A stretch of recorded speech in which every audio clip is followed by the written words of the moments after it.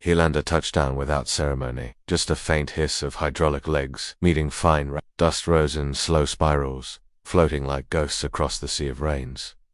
No broadcast, no fanfare, no patchwork flags.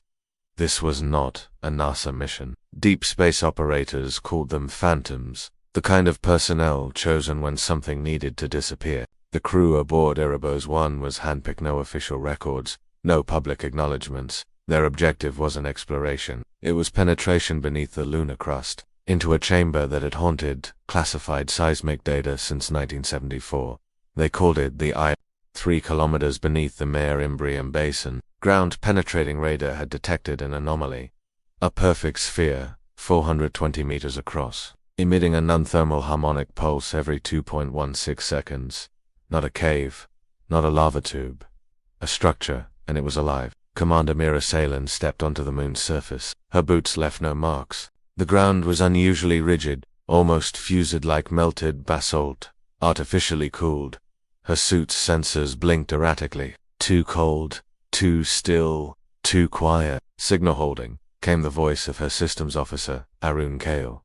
Frequency unchanged, guidance channel clear. They began their descent not far from crater rim 23B.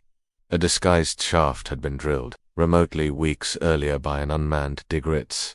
Existence classified even within the agency. The descent was steep, encased in a narrow shaft lined with synthetic walls, not human-made, at least not modern. The markings came first. Each symbol pulsed faintly as they passed, lit, not by reflected light, but by resonance. Thin carvings in geometric spirals, etched directly into the stone. "My God," whispered Arun, "they're reacting to us, or to what's in us." 70 meters down, the temperature dropped, not gradually, but in sharp, calibrated tears like walking through coded checkpoints in an ancient machine. Then came the silence.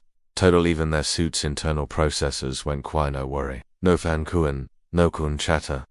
As if sound itself had been cancelled. When they reached the bottom, the tunnel opened into a vast chasm, impossibly vast for something inside a celestial body. The chamber was spherical, smooth, and luminous, not with visible light, but with a gentle vibration that made the air hum inside their bones. And in the center, it floated.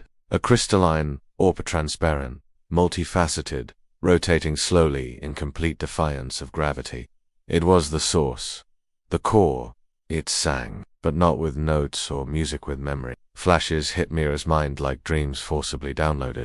A golden city beneath twin suns, a being tall and radiant, holding a scepter of light, a sphere being towed across space, dragged by ships that moved like thought. The moon assembled, not formed, brought to Earth to serve as anchor, monitor. Her knees buckled.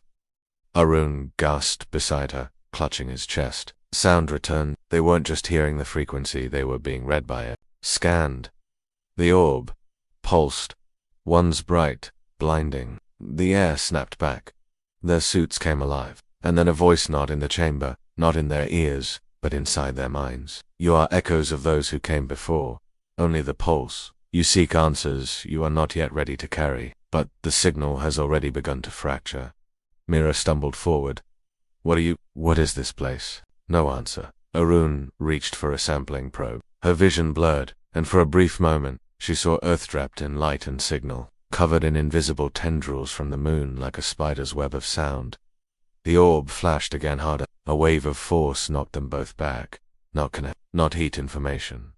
Thousands of years compressed into a burst of resonance. A warning. Do not wake the sleepers. Do not sever the net. Mira crawled to her knees. We have to. And through that web, the minds of 8 billion humans hummed in sync. The orb was entering dormancy. Kale, record everything. And then the transmission cut.